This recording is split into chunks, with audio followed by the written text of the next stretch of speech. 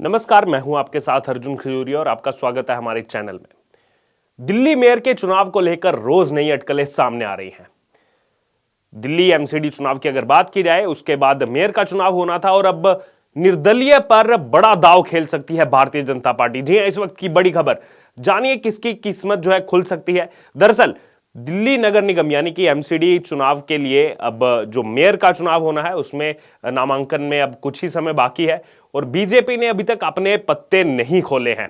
और ऐसे में यह साफ अभी तक नहीं हो पाया है कि भारतीय जनता पार्टी निर्दलीय पार्षद को चुनाव में उतारेगी या फिर पार्टी के ही किसी पार्षद पर भरोसा जताया जाएगा। दरअसल एमसीडी में बहुमत नहीं होने के चलते ऐसा माना जा रहा है कि बीजेपी अपना दांव निर्दलीय चेहरे पर खेल सकती है।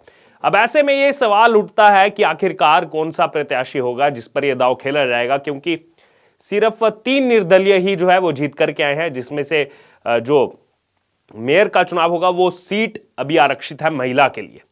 दिल्ली नगर निगम के मेयर और डिप्टी मेयर पद पर आम आदमी पार्टी ने तो अपने उम्मीदवार उतार दिए हैं।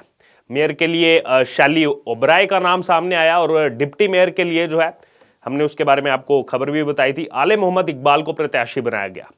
तो बीजेपी ने भी जो है तय कर लिया है कि इतनी आसानी से आम आदमी पार्टी को मेयर पद या फिर डिप्टी मेयर पद नहीं जीतने देंगे। भले ही बीजेपी ने अपने पत्ते नहीं खोले हैं, लेकिन आम आदमी पार्टी के लिए जो है अब कड़ी टक्कर देने के लिए बीजेपी की तरफ से एक खास रणनीति तैयार की गई है। ऐसे में बीजेपी जो है किसी निर्दलीय कैंडिडेट पर अपना दांव खेल सकती है, ताकि सामूहिक तरीके से विपक्ष का समर्थन भी बीजेपी को मिल सके और जो लड़ाई है वो कांटे की टक्कर हो सके। ऐसे में सवाल उठता है कि वो निर्दलीय पार्षद आखिरकार कौन होगा। दरअसल एमसीडी के बारे में आपको बता दें तो बीजेपी के पास जीत का जादुई आंकड़ा अभी नहीं है जो वोटिंग होनी है। ऐसे में पार्टी ने एमसीडी में धुरंधर रहे अपने 2 नेताओं को जो है चुनावी कमान सौंपी है कि एक रणनीति तैयार की जाए, जिसमें एक हैं विजेंद्र गुप्ता और दूसरे हैं सुभाष आर्या। एमसीडी सदन में जीत हासिल करने की रणनीति इन दोनों नेताओं पर दी गई है, इन्हीं को तय करने की जिम्मेदारी दी गई है, जिसमें रोहिणी से विधायक विजेंद्र गुप्ता हैं और सुभाष आर्या हैं। सुभाष आर्या की अगर बात की जाए तो एमसीडी के अलावा दक्षिणी दिल्ली नगर निगम में बड़े पदों पर रहे हैं। सुभाष आर्या ने यह भी बोल दिया है कि उनकी पार्टी महापौर और उप महापौर के चुनाव के लिए पार्षदों का नामांकन पत्र हर हाल में भरवाएगी, हर हाल में दाखिल किया जाएगा। तो ये एक साइन है आम आदमी पार्टी के लिए कि ये कारवां इतना आसान नहीं रहने वाला। दिल्ली नगर निगम चुनाव में 3 पार्षद ही निर्दलीय जीत सके थे। इन तीनों पार्षदों के बारे में बता दें तो नॉर्थ ईस्ट दिल्ली के सीलमपुर वार्ड से शकीला बेगम पार्षद चुनी गई, ईसापुर वार्ड से मीना देवी पार्षद चुनी गई और तीसरे जो इंडिपेंडेंट पार्षद चुनकर के पश्चिमी दिल्ली के मुंडका वार्ड से गजेंद्र दलाल। एमसीडी के मेयर की सीट, जैसे हमने आपको पहले भी बताया, कि महिला के लिए आरक्षित है। ऐसे में गजेंद्र दलाल चुनाव नहीं लड़ सकते, नहीं लड़ पाएंगे वो मेयर पद का चुनाव, और इस तरह से मीना देवी और शकीला बेगम ही 2 कैंडिडेट बचती हैं। अब मीना देवी हो या फिर शकीला हो, इनमें से बीजेपी के लिए कौन सा कैंडिडेट बेटर हो सकता है, ये आपको इसके बारे में विस्तार पूर्वक बताते हैं। दरअसल निर्दलीय पार्षद बनी शकीला बेगम को बीजेपी मेयर के लिए अपना प्रत्याशी बनाए, इसके चांसेस काफी कम है, काफी मुश्किल लग रहा है ऐसा। और ऐसे में मीना देवी पर ही बीजेपी अपना दांव खेल सकती है। दरअसल शकीला बेगम पर दांव ना खेलने के पीछे एक बड़ी वजह है, और ये वजह है कि उनके पति पहले ही जो है बसपा से पार्षद रह चुके हैं, बहुजन समाजवादी पार्टी से, और उसके बाद आम आदमी पार्टी में शामिल हो गए थे और आम आदमी पार्टी ने उन्हें पार्षद टिकट नहीं दिया, तो उन्होंने अपनी पत्नी को जो है निर्दलीय के रूप में उतारा था और चुनाव लड़ाया, जिसके बाद विजय प्राप्त हुई।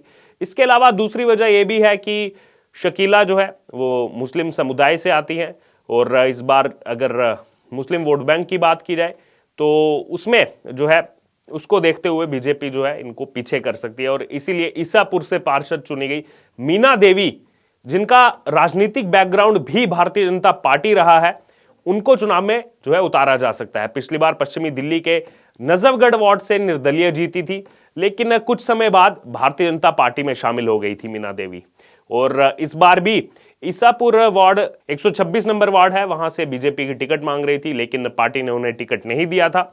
जिसकी वजह से मीना देवी ने निर्दलीय ही मैदान में उतरने का निर्णय लिया और मैदान में उतर करके जीत प्राप्त की और एमसीडी पहुंची। तो अब यहां पर बड़े पत्ते खुल सकते हैं मीना देवी के लिए। मीना देवी की किस्मत जो है खुल सकती है।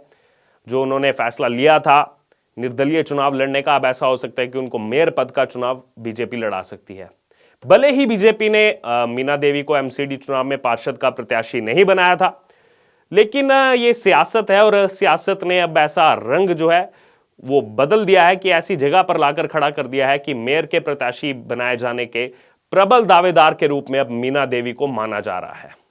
बीजेपी अगर निर्दलीय कैंडिडेट को उतारती है तो सबसे प्रबल दावेदार मीना देवी ही बनती है। मीना देवी की किस्मत के सितारे जो हैं वो बुलंद हो सकते हैं, क्योंकि शकीला बेगम की संभावनाएं बेहद कम दिखाई दे रही हैं कि बीजेपी शकीला बेगम को चुनाव में उतार सकती है।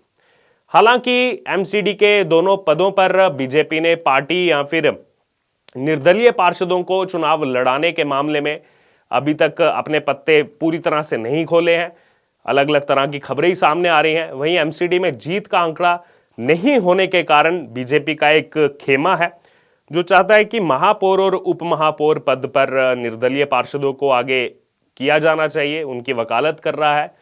अगर निर्दलीय को लड़ाया जाता है चुनाव और पार्टी को हार भी मिलती है तो उससे पार्टी की किरकिरी कम होगी और आने वाले 3 महीने बाद जब दोबारा से महापौर के लिए चुनाव होगा, मेयर के लिए चुनाव होगा, इलेक्शन ओपन हो जाएगा, उस समय बीजेपी पूरे दमखम के साथ मैदान में उतर सकती है।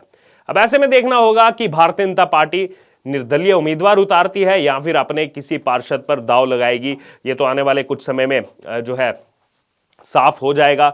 लेकिन इस समय जिस डगर को दिल्ली एमसीडी की जिस डगर को आम आदमी पार्टी अपने लिए इतना साफ देख रही थी, ऐसा लग रहा था आम आदमी पार्टी की बातों से पहले कि आम आदमी पार्टी तो मानो सब चुनाव जीत चुकी है, सब चीजें जो है आम आदमी पार्टी के हक में जा चुकी हैं। लेकिन पहले भी भारतीय जनता पार्टी ने ये साफ नहीं किया था। हालांकि कुछ ऐसी खबरें आई थी कि हो सकता है बीजेपी ये चुनाव ना लड़े, लेकिन उसके बाद जैसी खबरें सामने आई कि बीजेपी ये राह को जो है बिल्कुल भी आम आदमी पार्टी के लिए इतनी आसानी से नहीं छोड़ देगी। बीच में कांटे की टक्कर जरूर रखी जाएगी, क्योंकि इसमें आपको बता दे तो 250 जो पार्षद हैं, पार्षदों के अलावा 7 लोकसभा सांसद वोट डालने वाले हैं। वो 7 लोकसभा सांसद बीजेपी के हैं। उसके अलावा 3 राज्यसभा सांसद भी वोट डालेंगे और 14 मनोनीत विधायक जिनको स्पीकर चुनेंगे वो इसमें वोट डालेंगे, जिसके चुनाव जो है अब जनवरी के पहले हफ्ते में होने वाले हैं। और आम आदमी पार्टी तो अपने पत्ते खोल चुकी है। शैली ओबराय को उतारा गया है, डिप्टी मेयर पद के लिए जो है मुस्लिम कैंडिडेट को उतारा गया है, लेकिन बीजेपी ने अभी तक इस मामले में चुप्पी बनाई हुई है। और ऐसा माना जा रहा है कि आखिरी समय में बीजेपी अपना कोई ना कोई तुरुप का इक्का इसमें जो है वो डालने वाली है। और क्योंकि 27 दिसंबर आखिरी तारीख है नामांकन की, तो अब देखना होगा कि कौन होगा मैदान में शैली ओबराय के सामने और क्या बीजेपी की तरफ से किसी निर्दलीय उम्मीदवार को उतारा जाएगा या फिर बीजेपी अपने ही किसी पार्षद पर भरोसा जताएगी। खैर, ये आने वाले समय में पता लगेगा। लेकिन इसको लेकर आपकी जो भी राय है आप हमारे साथ कमेंट बॉक्स में शेयर कर सकते हैं कि इतनी आसान लग रही है आम आदमी पार्टी की डगर को बीजेपी की तरफ से थोड़ा सा कहीं ना कहीं ब्रेक लगाने का प्रयास किया जा रहा है। इसको लेकर आपकी जो भी राय है आप हमारे साथ कमेंट बॉक्स में शेयर कीजिए और इससे जुड़े तमाम अपडेट के लिए बने रहिए हमारे साथ। धन्यवाद।